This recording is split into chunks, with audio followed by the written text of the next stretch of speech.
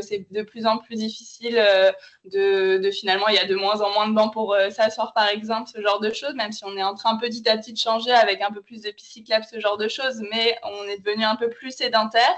Tout ce qui est lié au sommeil aussi, il y a beaucoup d'études qui montrent qu'un déficit de sommeil montre plus de risques d'obésité, plus de risques de maladies métaboliques, beaucoup de travail autour du microbiote intestinal, également tout ce qui est autour de la grossesse, une obésité chez le père, chez la mère, un diabète gestationnel, du tabac pendant la grossesse, tout ça, ça va être plus à risque d'avoir des enfants plus tard en obésité, et aussi également les polluants organiques persistants, beaucoup de facteurs psychosociaux, les périodes de vulnérabilité, l'anxiété, la dépression, c'est des moments où il y en a plus de risques de prise de poids. Et voilà, on sait que souvent aussi, c'est plus lié aux populations précaires. Et également, pas mal de facteurs épigénétiques. Le problème de l'obésité, en fait, c'est toutes les conséquences que ça entraîne. Avec finalement, plus on a un IMC élevé, malheureusement, plus on a des risques de mortalité. Donc ça, c'était une étude du Lancet Diabetes Test en 2018. Et on voit que c'est vrai à la fois chez les hommes, chez les femmes, et également en fonction chez toutes les populations d'âge également. Et ça entraîne aussi beaucoup de maladies associées. On connaît souvent le diabète de type 2. C'est 4 à 5 fois plus fréquent chez la population en obésité. Plus de risques de maladies cardiovasculaires, d'hypertension, de problèmes de cholestérol. Beaucoup de maladies respiratoires associées. On sait que l'asthme, l'apnée du sommeil, c'est très en lien. Tout ce qui est également donc, la stéatose, donc le foie gras. Et ça peut même aller plus loin, ce qui s'appelle la MASH, c'est un peu la cirrhose de l'obésité et de la maladie métabolique. Beaucoup de pathologies articulaires avec plus de risques d'arthrose, de crise de goutte. C'est également associé à une augmentation du risque de cancer du sein, de l'endomètre, du côlon, de risque de maladies thromboemboliques, donc des phlébites, des embolies pulmonaires, ainsi que des maladies rénales chroniques et des troubles de la fertilité. Il y a plus de risque de syndrome des ovaires polykystiques. Et on avait aussi vu pas mal avec le Covid que c'était des populations qui étaient plus à risque d'infection et d'infections sévères. Donc, c'est pour ça que c'est important de prendre en charge ces patients. Et on a eu la chance, en fait, depuis à peu près 2022, il y a eu beaucoup de nouvelles recommandations qui ont vu le jour, donc des recommandations de la Haute Autorité de Santé, sachant que les dernières dataient plutôt entre 2009 et 2010, donc à la fois sur les parcours de soins de l'enfant, de l'adulte, mais également sur les prises en charge de deuxième et troisième niveau, à la fois médicales et également des nouvelles recommandations de chirurgie bariatrique. Et globalement, donc, le plus important quand on voit un patient et ce qui ressort de ces recommandations, c'est qu'il faut phénotyper votre patient. Donc, l'obésité, c'est vraiment pas qu'une question de poids et d'indice de masse corporelle. Donc, bien sûr, ça rentre en jeu, mais il faut aussi vraiment voir est-ce qu'il y a un retentissement médical. Donc, est-ce que le patient il a un diabète associé, une apnée du sommeil, des douleurs articulaires. Quel est le retentissement fonctionnel et sur sa qualité de vie. Il y a des gens qui, à cause de leur poids, perdent leur autonomie, deviennent grabataires, ne peuvent pas faire 150 mètres, donc ça va vraiment les impacter. Bien sûr aussi, tous les patients qui ont en plus des maladies, par exemple psychiatriques, ça va être plus difficile à prendre en charge que quelqu'un qui n'a pas de ce genre de pathologie. L'étiologie de l'obésité, une obésité commune, ça va également être plus facile entre guillemets à prendre en charge que si elle est due à une maladie endocrinienne ou que c'est une vraie obésité monogénique due à un seul gène. Le type de comportement alimentaire, un patient qui a pas forcément de problème au niveau de l'alimentation par rapport à quelqu'un qui a une vraie hyperphagie boulimique, des pensées incessantes autour de l'alimentation, ça va également être plus difficile à prendre en charge. Et la trajectoire pondérale, est-ce que c'est un patient qui a finalement jamais essayé de modifier son mode de vie ou quelqu'un qui a déjà fait plein de régimes, qui est en échec de tous ses régimes et qui n'arrive plus à perdre du poids? Ça va être plus difficile à prendre en charge. Et tout ça, en fait, essayer de prendre en compte tous ces critères, ça va permettre, en fait, il y a une nouvelle classification en 2022 qui a vu le jour pour essayer de grader l'obésité. Donc, on voit, avant, c'était plutôt lié à l'indice de masse corporelle. En fonction de notre IMC, on avait une obésité plus ou moins sévère et du coup, on devait aller voir telle personne ou telle personne. Là, ça permet vraiment de grader en fonction de plusieurs de ces critères et en fonction, ça va nous permettre de savoir vers qui orienter le patient. Donc, je vous montrerai des exemples tout à l'heure justement de chaque grade avec des situations cliniques pour vous rendre un peu plus compte.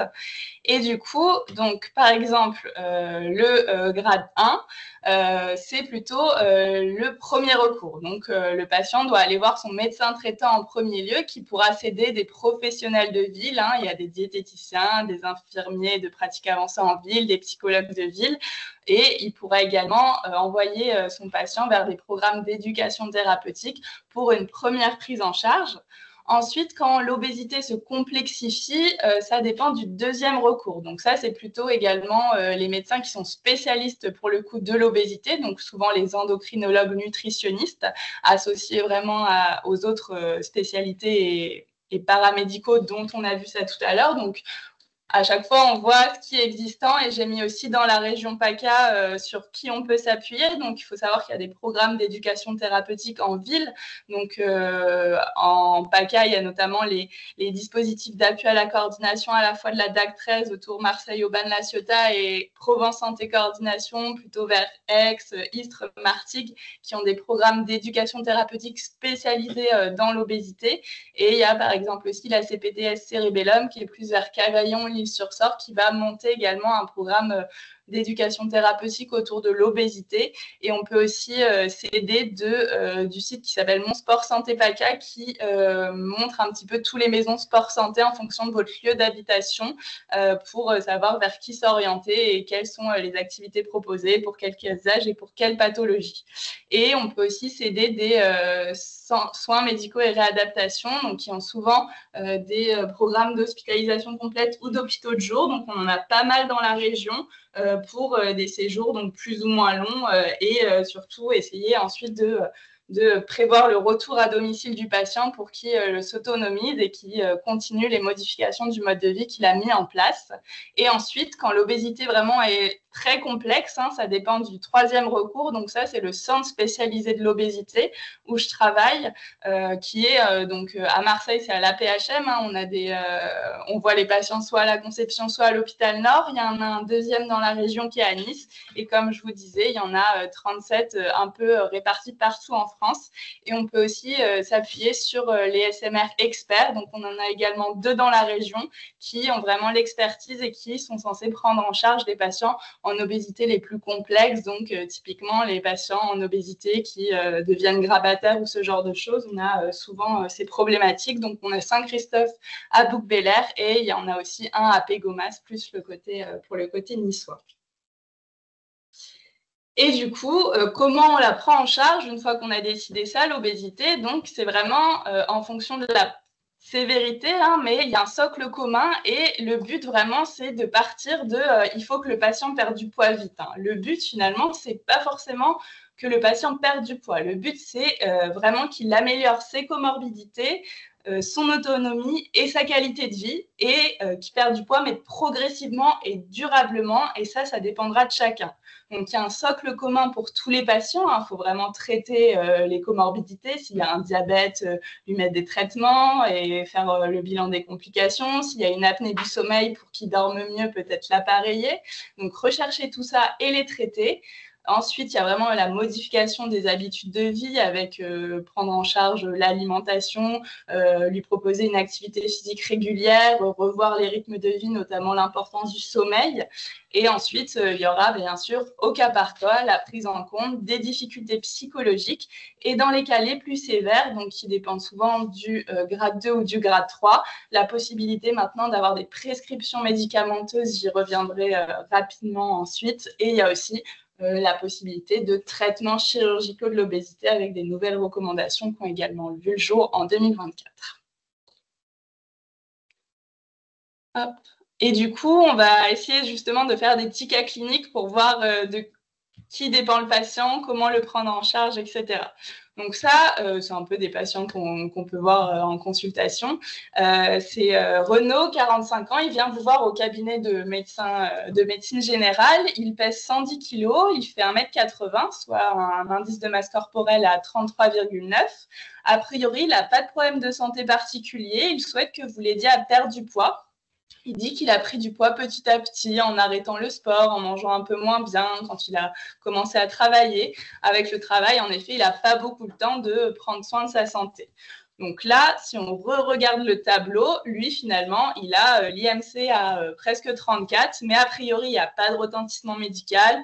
Il dit que ça ne gêne pas forcément sur sa qualité de vie et il n'a pas d'autres atteintes. Et c'est une première prise en charge, donc ça va dépendre du grade 1A de prise en charge. Et du coup, ça va être le médecin traitant qui peut lui donner les premiers conseils et peut-être l'orienter vers des programmes d'éducation thérapeutique adaptés près de chez lui. Le but, c'est qu'il y ait une évaluation multidimensionnelle pour personnaliser au cas par cas le projet de soins.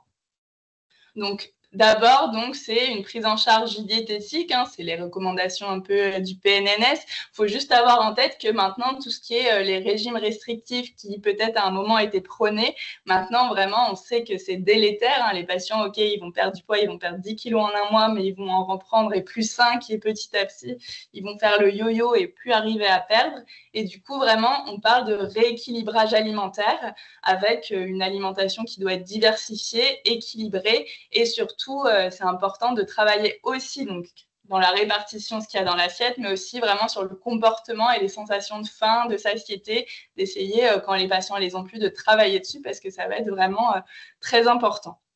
Ensuite, faut essayer de motiver les patients à faire de l'activité physique, donc qui va être adaptée. Hein. Le but, c'est d'essayer de coller aux recommandations de la population générale, mais bien sûr, le but, c'est d'y arriver progressivement. Hein. Si un patient ne fait pas du tout d'activité physique, on ne va pas y arriver d'un coup, et du coup, il faut vraiment encourager les gens à arriver à 30 minutes 5 fois par semaine d'activité d'intensité modérée. On recommande aussi de faire des exercices de souplesse 2 à 3 fois par semaine et du renforcement musculaire 1 à 2 fois par semaine. Et le plus important aussi, c'est de lutter contre la sédentarité et le temps passé assis. Un patient, il peut faire 1 à 2 heures de foot par semaine, mais le reste du temps être sur son canapé. Limite, ça va être plus intéressant d'essayer qu'il marche un petit peu tous les jours, qu'il prenne plutôt les escaliers, lui dire de se garer un peu plus loin quand il va faire les courses pour marcher un peu plus, parce que tout ça, ça a déjà montré une réduction du risque cardiovasculaire dès qu'on marche un peu plus, quoi. Ensuite, il y aura, si besoin, bien sûr, au cas par cas, et si c'est la demande du patient, la possibilité d'une prise en charge psychologique et comportementale, et toujours aussi lui poser la question de la qualité du sommeil pour peut-être aller rechercher une apnée du sommeil sous-jacente. Donc ça, c'est déjà donner ses premiers conseils, rechercher s'il y a des complications, et il faut savoir aussi, quand la situation se complexifie, savoir adresser le patient à des confrères un peu plus spécialisés. Donc, on peut passer d'un niveau 1 à un niveau 2 et on peut passer d'un niveau 2 à revenir à un niveau 1. C'est chronique, quoi. Il faut vraiment avoir cette idée en tête. Ensuite, donc c'est un deuxième cas clinique. Du coup, c'est Sophie. Elle a 40 ans, elle a un syndrome des ovaires polykystiques, elle a une hypertension sous un seul traitement et son mari lui dit qu'elle ronfle et c'est vrai qu'elle a tendance à s'endormir facilement dans la journée. Donc là, on pense peut-être qu'elle a un syndrome d'apnée du sommeil sous-jacent. Donc, elle pèse 90 kg pour 1,65 m. Ça lui fait un IMC à 33.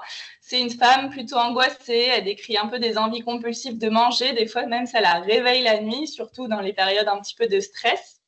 Elle a souvent essayé de perdre du poids. Elle perd quelques kilos, puis elle les reprend. Et souvent, même parfois, un petit peu plus que ce qu'elle a perdu. Du coup, si on re-regarde nos tableaux, donc en fait, elle est dans le 1A ou 1 pour l'indice de masse corporelle, mais le fait qu'il y ait un retentissement médical avec un syndrome des ovaires polykystiques, elle décrit quand même des épisodes de boulimie, compulsion épisodique, et finalement, elle a essayé plein de choses et du coup, elle n'y arrive pas. Ça l'a fait classer dans un grade 2, cette patiente. Alors qu'avant, peut-être qu'on aurait dit MC égale 33, donc c'est prise en charge de niveau 1. Et du coup, vers qui on va l'orienter? Donc, si on reprend un peu tout à l'heure notre grand schéma, donc là, les structures de prise en charge de niveau 2, il y a à la fois les professionnels de ville, hein, avec les activités libérales, les programmes d'éducation thérapeutique en ville, avec, il y a aussi maintenant des équipes de soins spécialisées, des maisons de santé pluriprofessionnelles. Et il faut savoir aussi que prochainement, en fait, on va pouvoir mettre en place pour le niveau 2, va y avoir avoir la généralisation d'article 51 qui étaient des innovations en santé. Donc, il y a eu plusieurs projets qui ont été déposés dans l'obésité autour de l'obésité chez l'enfant, chez l'adulte et de la chirurgie bariatrique. Il y a une expérimentation qui va voir le jour et qui va tomber dans le droit public, donc normalement fin d'année 2025 dans l'obésité pour la prise en charge médicale qui finalement, parce que le problème souvent de ces structures de ville, c'est que la diététicienne, la psychologue, ce genre de choses, ils ne sont pas remboursés. Et du coup, ça permettrait de mettre des forfaits de prise en charge pour ces prises en charge qui nécessitent d'être pluridisciplinaires.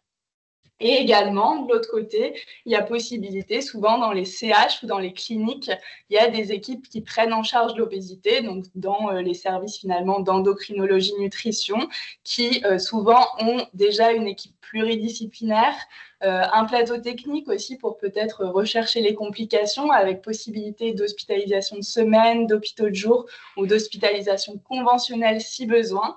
Et on peut aussi s'aider des SMR spécialisés nutrition qui peuvent prendre en charge les patients pour une durée de 3 semaines à 1 mois au niveau de leur obésité avec des prises en charge nutritionnelles, de l'activité physique adaptée, souvent accès à des consultations psychologiques également.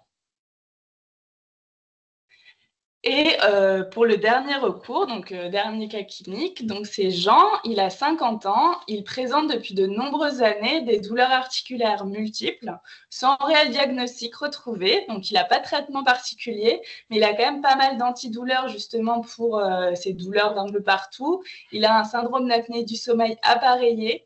Et en fait, du fait de ces douleurs, il marche très peu, il sort très peu de chez lui et du coup, sa qualité de vie, elle est du coup pas mal altérée. Donc, il pèse 150 kg pour 1m70, donc ça lui fait un IMC à 51,9. Il souhaiterait perdre du poids pour se faire opérer donc d'une hernie discale qui l'handicape forcément et le chirurgien lui dit tant que vous ne perdrez pas de poids, je ne pourrai pas vous opérer, ça n'aura pas d'intérêt. Et il a déjà tout essayé. Donc là, si on regarde encore notre grand tableau, Jean, il dépend d'une prise en charge de grade 3B. Il a une IMC supérieure à 60. Il a un vrai impact au niveau de sa qualité de vie avec un périmètre de marche qui est diminué à 100 à 500 mètres. Et voilà, la trajectoire pondérale, il a une obésité persistante malgré tout ce qu'il dit avoir essayé. Et du coup, Jean, il dépend du niveau de prise en charge de grade 3, donc ça dépend du centre spécialisé de l'obésité, donc dont je fais partie. Ou donc, par exemple, là, c'est un peu le parcours d'un patient qu'on prend en charge chez nous. Donc, il y a une première consultation avec un médecin nutritionniste qui est spécialisé dans l'obésité, où on le fait rentrer dans un programme d'éducation thérapeutique avec la mise en place d'un parcours pluridisciplinaire en fonction du besoin. Peut-être qu'il aura besoin de plus de prise en charge diététique, peut-être qu'il aura besoin de plus de prise en charge au niveau de l'activité physique, ou alors vraiment c'est un gros suivi psychologue qu'il a besoin. On a la chance de pouvoir aussi faire des hôpitaux de jour ou quand le patient est grabataire, a des difficultés à se mobiliser ou vient de loin parce que finalement, on prend en charge un petit peu tous les patients de la région complexe pour faire le point sur les comorbidités. Et on a aussi la possibilité de l'adresser en SMR expert obésité pour qu'il retrouve par exemple son autonomie si c'est un patient qui avait du mal à marcher ou ce genre de choses. Et on peut aussi, chez ces patients et également chez les patients de niveau 2, discuter des chirurgies bariatriques et des traitements médicamenteux de l'obésité qui ont vu le jour il y a peu de temps. Et voilà, globalement, il faut se dire que le parcours, ce n'est pas un one-shot, ça va être une prise en charge au long cours parce que l'obésité, encore une fois, c'est une maladie chronique. Et il faut savoir aussi que c'est aussi possible de réévaluer la place du patient et que s'il va mieux, si grâce à toute la prise en charge, il a réussi à avoir moins de complications, on peut le réadresser à un niveau 2 en vie. Et du coup, là, je vous remets un petit peu le schéma de tout à l'heure qui montre que globalement, finalement, les premières strates, ça dépend, c'est pour tous les niveaux. Et que par contre, la prescription médicamenteuse, c'est en deuxième intention. Je vais faire quelques diapos ensuite là-dessus puisque c'est assez nouveau. C'est pour les patients suivis plutôt en niveau 2 et 3 avec actuellement une obligation de prescription par le spécialiste. Et ensuite, le traitement chirurgical, C'est indiqué pour des patients suivis également en niveau 2 et 3 qui ont un indice de masse corporelle supérieur à 35 plus une comorbidité qui peut être améliorée par la chirurgie ou un IMC supérieur à 40 avec ou sans complications. Et globalement, du coup, pour justement faire un petit peu un point sur ces nouveautés, donc actuellement, il y a des nouveaux traitements médicamenteux de l'obésité qui sont sortis sur le marché. Donc il y avait le liraglutide ou Saxenda depuis quelques années qui avait un effet plutôt moins que les nouveaux médicaments sur le poids. Et en fait, il faut savoir que ces nouvelles molécules, donc, qui sont des analogues du GLP-1 et l'autre qui est un analogue du GIP-GLP-1, c'est des traitements qu'on connaît, donc notamment le semaglutide, donc qui est un GLP-1, dans le diabète depuis plusieurs années, depuis 15-20 ans. Et on s'est rendu compte que, outre le très bel effet sur la glycémie, ça permettait souvent aux patients de perdre du poids. Et du coup, le semaglutide ou Wegovy, c'est en fait un analogue du GLP-1 qui existait à 1 mg dans le diabète, qui est actuellement à plus forte dose, donc qui peut monter jusqu'à 2,4 mg dans l'obésité. Et globalement, on commence à petite dose, c'est des injections qui se font toutes les semaines, puis on augmente progressivement la dose tous les mois jusqu'à la dose maximum tolérée. Et dans les études, pour le Wegovy, ça permettrait une perte de 14,9% du poids à 1 an. Donc, on voit la courbe où la perte de poids se fait plutôt progressivement. Il faut savoir que ce traitement, actuellement, en France, il est disponible en pharmacie depuis octobre 2024, mais en non remboursé. Donc, on avait eu la chance d'avoir un accord précoce vers 2023, on avait pu inclure certains de nos patients en remboursé. Ils l'ont toujours s'ils le tolèrent toujours. Mais actuellement, les nouveaux patients qu'on voit, malheureusement, c'est en non remboursé, disponible en pharmacie. Et il y a des recommandations un peu différentes en fonction de l'autorisation de mise sur le marché, de l'Agence nationale du médicament et de la Haute Autorité de santé. Mais globalement, la Haute Autorité de santé a émis un avis favorable au remboursement chez l'adulte avec un IMC supérieur à 35 en échec de la prise en charge nutritionnelle bien conduite.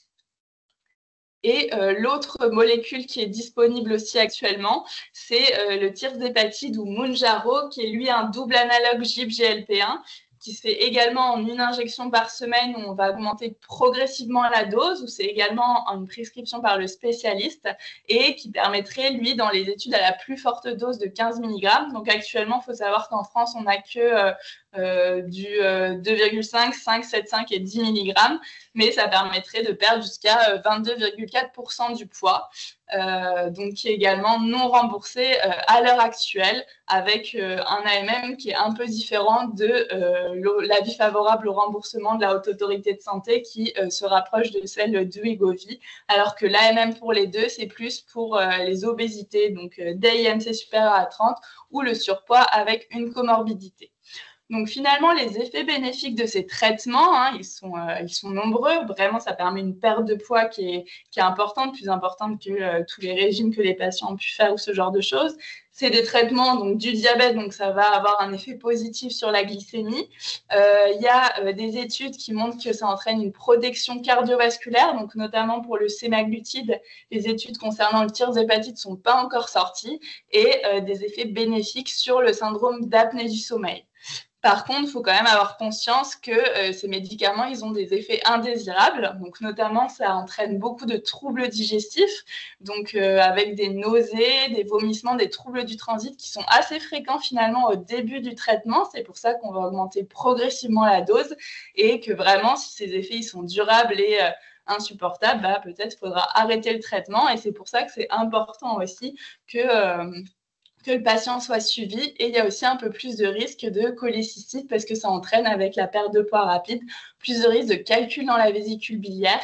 Et il faudra aussi, si la perte de poids est rapide, quand même surveiller la masse musculaire des patients et également qu'ils ne se dénutrissent pas avec des carences vitaminiques. Donc, ça nécessite quand même un suivi, en fait, ces traitements dans le cadre d'une prise en charge qui doit toujours rester pluridisciplinaire. Ce n'est pas des traitements magiques. Et il faut aussi savoir qu'ils ont quand même un effet suspensif, c'est-à-dire que, ok, ça marche très bien, on va perdre du poids, mais les études ont montré qu'à l'arrêt, malheureusement, souvent, il y a une reprise de près de 70% du poids perdu. Donc, c'est pour ça qu'il faut vraiment accompagner ces patients dans leur prise en charge et qu'il ne faut pas qu'ils les prennent tout seuls dans leur coin.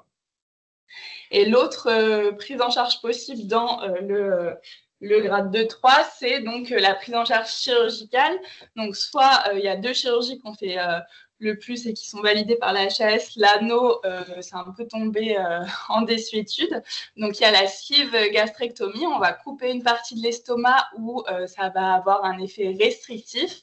Et le bypass, qui est en fait une sorte de court-circuit où on va à la fois avoir cet effet de restriction, mais aussi tout un effet de malabsorption. Et du coup, c'est des traitements de deuxième intention, bien sûr après échec d'une première prise en charge médicale bien conduite pendant 6 à 12 mois. Si on part dans un parcours de chirurgie bariatrique, il faut une évaluation et une prise en charge pluridisciplinaire d'au moins 6 mois, parce qu'il y a beaucoup de choses à apprendre. Et globalement, il faut vraiment que ce soit des patients du coup, qui ont compris et accepté la nécessité d'un suivi médical et chirurgical à long terme, parce que finalement, en fait, il y a des risques de complications et surtout aussi, ça serait important de prendre des vitamines, notamment à vie dans le bypass, parce qu'il y a des risques de carence en vitamines qui peuvent parfois être sévères. Et du coup, les indications dont je vous parlais tout à l'heure, c'est les patients avec un IMC supérieur à 40 ou entre 35 et 40 avec au moins une comorbidité sévère qui peut être le diabète de type 2, l'apnée du sommeil avec un index apnée-hypopnée supérieur à 15, un asthme sévère, une hypertension artérielle si elle est traitée, une hypertriglycéridémie résistante, une atteinte hépatique, les troubles de la fertilité si la PMA est plutôt en faveur ou le syndrome des ovaires polykystiques entre 35 et 40, c'est aussi devenu une indication. La maladie rénale chronique, l'hypertension intracrânienne, les hernies pariétales. Donc, il y a une augmentation finalement des indications entre 35 et 40. Et globalement, c'est possible entre 18 et 60 ans. Par le centre spécialisé de l'obésité, on peut aussi parfois opérer des patients mineurs par des RCP spécifiques. Et on peut opérer jusqu'à 70 ans. Et globalement, bien sûr, il faut supprimer toutes les contre-indications des troubles du comportement alimentaire qui ne sont pas stabilisés, tout ce qui est troubles psychiatriques graves, la toxicomanie, des maladies incurables, ce n'est pas des patients qu'on va aller opérer et ça nécessite aussi un suivi avant, mais surtout, voilà, il faut vraiment insister sur le fait que les patients doivent avoir un suivi par la suite au long cours. Encore une fois, la chirurgie comme les traitements, ce n'est pas des baguettes magiques et ça nécessite une prise en charge pluridisciplinaire. Donc moi, je suis plutôt endocrinologue adulte, donc je ne vais pas forcément parler des enfants, mais je vous mets juste là qu'en fait, pour l'enfant, donc c'est le CSO pédiatrique qui est à la Timone, donc il y en a également un à Nice, et en fait, ils ont créé une structure qui s'appelle OBPACA, dont je vais vous mettre les coordonnées ensuite, que vous pouvez finalement, si vous avez un enfant avec des difficultés, vous ne savez pas trop vers qui l'orienter, ils peuvent vous répondre. Et il y a aussi le site Sérum PACA, qui en fait, c'est un site entre les 2 CSO de Nice et de Marseille, où ils ont fait toute une cartographie sur la région, sur les professionnels qu'ils ont formés dans l'obésité pédiatrique, donc ils peuvent aussi souvent avoir une valence adulte. Et globalement, ça, c'est un peu le même schéma que je vous ai montré tout à l'heure, même s'il n'y a pas ce tableau pour pouvoir classifier l'enfant, même si c'est un objectif de le mettre en place. Ça vous permet de voir un peu ce qui est disponible sur la région pour la prise en charge de l'enfant. Ça pourrait être l'objet d'un autre webinaire santé. Et du coup, voilà, l'obésité, c'est une maladie chronique multifactorielle qui est induite par la société sur un terrain génétique prédisposant. Il y a différents niveaux de prise en charge en fonction d'un premier phénotypage du patient. Et voilà, il faut vraiment retenir que la prise en charge doit être multidisciplinaire. On arrive quand même à une nouvelle ère pour les patients avec quand même plus de choix de thérapeutiques pour les aider. Et du coup, voilà nos contacts. Donc, pour l'adulte, si vous avez un patient qui vous pose problème, que vous ne savez pas trop adresser, donc le CSO, en fait, il a vocation de prendre en charge les obésités les plus complexes, mais aussi on reçoit parfois des mails des patients qui ne savent pas trop vers qui se tourner. On a justement ce rôle de connaître un peu le maillage territorial pour savoir vers qui les orienter. Et je vous ai aussi mis quand même pour la pédiatrie les contacts donc de OBPACA et qui sont aussi donc, le CSO PED à la PHM, donc à la Timone. Voilà, merci de votre attention. Merci Adèle, c'est vraiment super ce que tu nous as proposé, c'est excellent comme niveau de qualité, je me suis régalée parce que j'ai appris plein de choses Et surtout, voilà, je pense que ces parcours de soins codifiés comme ça, moi, c'est vrai que j'étais restée sur quelque chose de beaucoup plus classique qui était lié à l'IMC et où les comorbidités, même si je sais qu'on les dépiste et qu'on travaillait ensemble chez les femmes enceintes, c'est vrai que chez les autres patientes, voilà, il y a vraiment des choses à faire. Est-ce que vous avez des questions, des remarques?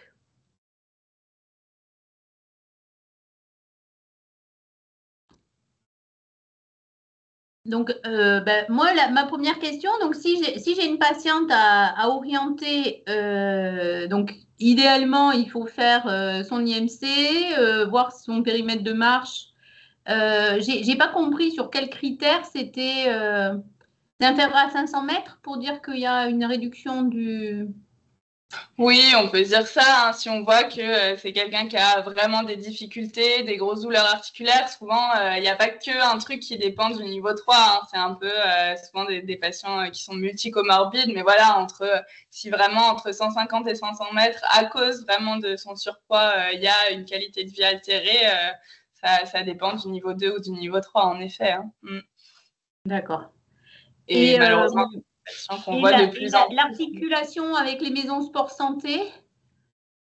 On a un appât. Ouais, en fait, nous, on a la chance d'avoir un appât dans notre service qui, par exemple, quand il fait une première consulte avec les patients, il les envoie justement, ils regardent ensemble la cartographie et voilà. Et ensuite, oui, on a eu quelques liens avec les maisons sport santé, même si on a pas mal de travail à faire pour continuer à les rencontrer, ce genre de choses pour les patients. Donc, parce qu'il y a à la fois nos patients, mais il y a à la fois aussi tous les patients de ville qu'on ne peut pas voir et qui nécessitent ce lien avec les maisons sport santé. Hein. Merci. Est-ce que vous avez des questions? Ah, Guillaume. Non, bonjour, c'est Catherine Constance. Bonjour. J'avais une question. Vous dites qu'il y a un suivi à vie. Donc, j'imagine que parfois, vous perdez de vue des patients. Est-ce qu'ils sont rappelés? Comment vous faites pour continuer à les suivre? Alors, donc nous, on a cette problématique, donc notamment, après les parcours médicaux, c'est vrai que des fois, les patients, les gens, ils déménagent, les gens, voilà, donc des fois, on les rappelle, des fois, on n'a pas forcément le temps de cette coordination-là. On essaye vraiment de la faire au niveau de la chirurgie bariatrique, parce qu'il y a un véritable enjeu derrière.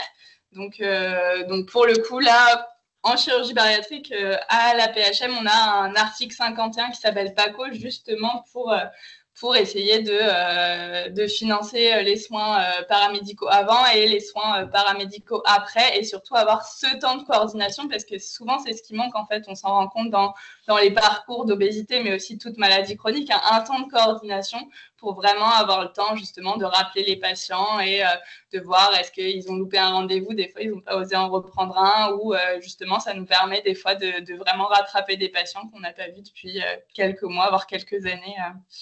Et oui, c'est tout l'enjeu des pathologies chroniques. Hein. Des fois, on perd le patient de vue.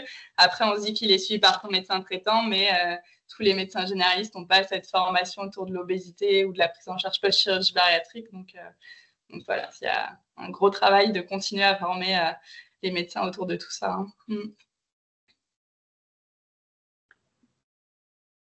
Merci.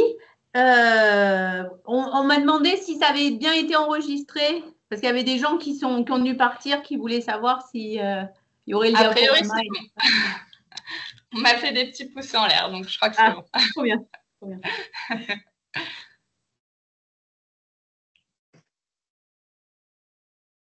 Je ne sais pas si elle a envoyé cette question dans le chat non plus. Ouais. Hélène, tu as ton micro ouvert, tu voulais demander quelque chose? Oui, je voulais savoir si nous, en tant que centre de référence, enfin de troisième niveau, si on avait une bonne filière d'adressage, dans le sens où effectivement les patients qui sont adressés, ils sont bien du niveau requis. Quels sont nos principales partenaires qui adressent les patients? Voilà, est-ce qu'il y a vraiment une bonne fluidité entre la ville, l'hôpital, les structures de réadaptation, de rééducation-réadaptation et notre centre de la conception. Enfin, est-ce que tu perçois qu'il y a une amélioration, une fluidité du système ou est-ce qu'on récupère des patients un peu tard dans l'évolution de leur obésité?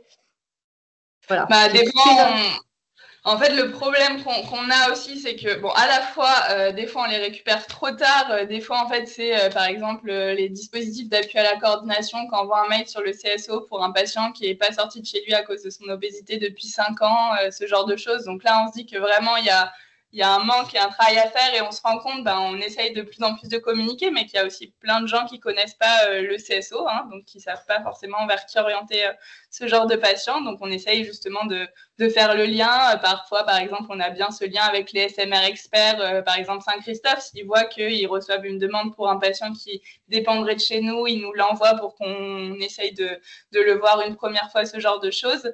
Et il y a aussi parfois la difficulté on a pas mal de niveau 1, on a nous, le niveau 3, le CSO, même si des fois, il manque toujours un peu de médecins de ça pour voir tous les patients, mais des fois, on a un petit peu des trous dans la raquette dans le niveau 2, notamment sur le territoire, quoi. Sur Marseille, ça va, mais c'est vrai que si on va dans la région, il y a des fois où les patients, ils n'ont pas grand monde vers qui se tourner, quoi. Donc, des fois, on voit des patients qui dépendent peut-être un peu plus du niveau 2 que du niveau 3 parce qu'il manque aussi de professionnels de niveau 2. D'accord. Dominique, vous levez la main? Oui, bonjour. Moi, je suis Dominique Tamponne, je suis médecin au DAC Corsica et aussi à la FEDECORS qui est l'association qui accompagne les maisons de santé. J'avais 2 petites questions. Une première question sur les traitements. Alors, je ne sais pas si c'était une fake news ou pas, mais j'avais vu qu'il y avait potentiellement des effets indésirables à type de cécité. Donc, c'était pour voir avec vous si c'était une fake news ou si c'était une réalité. Et la deuxième question, c'était au sujet de l'article 51, donc, qui se généralise fin 2025. Donc, c'est un forfait pour une prise en charge pluriprofessionnelle, mais par exemple par une équipe de maison de santé qui s'impliquerait là-dedans ou par des gens une équipe qui serait déjà spécialisée, qui serait comme une espèce d'équipe mobile obésité. Si vous pouvez préciser. Ouais. Merci beaucoup. Alors du coup, pour la première question, en effet, il y a eu un peu une alerte sur un risque avec les annales du GLP-1, donc notamment, c'est plus sorti pour le diabète, sur des névrites optiques ischémiques antérieures aiguës. Donc c'est vrai qu'il y a eu 1 ou 2 études qui disent qu'il y a un surrisque. Il y a aussi d'autres études qui disent que les données sont plutôt rassurantes. Donc vraiment, en effet, si vous avez un patient qui a déjà fait une NOIA, il ne faut pas le mettre sous ses traitements. Et s'il en fait une sous ses traitements, mais ça reste quand même rare, mais voilà, il y avait quand même un petit peu cette information qui est sortie. Les articles sont un peu discordants, il y en a qui sont très rassurants, les derniers sont plutôt rassurants, mais il y a eu quelques articles qui montraient ça. Après, il y avait toujours des biais, tout ça. Donc voilà, faut pas que ça empêche, si le patient a pas du tout problème, de prescrire ces traitements qui ont quand même un bénéfice sûr, mais en effet, il faut peut-être penser à leur demander s'ils en ont déjà fait une. Voilà. Après, souvent, le problème, c'est que la NOIA, c'est chez les patients, souvent les autres facteurs, c'est le tabagisme, HTA, tout ça. Donc, c'est vrai que c'est un peu la population qu'on a aussi plus à risque. Et pour l'article 51, donc en fait, c'est un article qui s'appelle EMNO qui avait été étudié plutôt à Dijon. Et le but, en fait, voilà, c'est... Pour l'instant, c'est pas officiel, mais en gros, on phénotypera le patient. Il dépendra soit d'une prise en charge, c'est une obésité qui est en échec de niveau 1, soit une obésité plus complexe, soit des obésités avec troubles du comportement alimentaire. En fonction, il a le droit à 7 à 17 interventions éducatives prises en charge. Et le but, en fait, c'est que ça soit donc les ARS qui autorisent, en fait, oui, ça peut être, en fait, pour l'instant, je pense que ça pourrait être des maisons de santé pluriprofessionnelles qui ont une diète, un APA, tout ça, qui sont motivés. Donc, voilà, pour l'instant, justement, la question, c'est un peu vers qui on va orienter. Je pense que ça peut être les hôpitaux, ça peut être les maisons de santé pluriprofessionnelles qui sont très motivées à mettre en place ça. Ça peut être... voilà, pour l'instant, c'est pas encore cadré, mais le but, c'est que ça soit ouvert voilà, un petit peu à ceux qui vraiment sont motivés et ont quand même l'équipe pluridisciplinaire derrière pour pouvoir avoir un temps diète, psycho, là-dedans, quoi. Merci beaucoup. Merci. Alors, je crois qu'on va conclure. Vraiment, c'était super intéressant. je remercie tous les participants d'avoir été là. Et donc, pour l'instant, on n'a pas fixé de date pour le prochain webinaire, mais j'espère bien que d'ici l'été, on va trouver un sujet et qu'on va pouvoir continuer sur cette super dynamique. Et merci Adèle, vraiment très formateur pour moi en tout cas, et super clair comme exposé.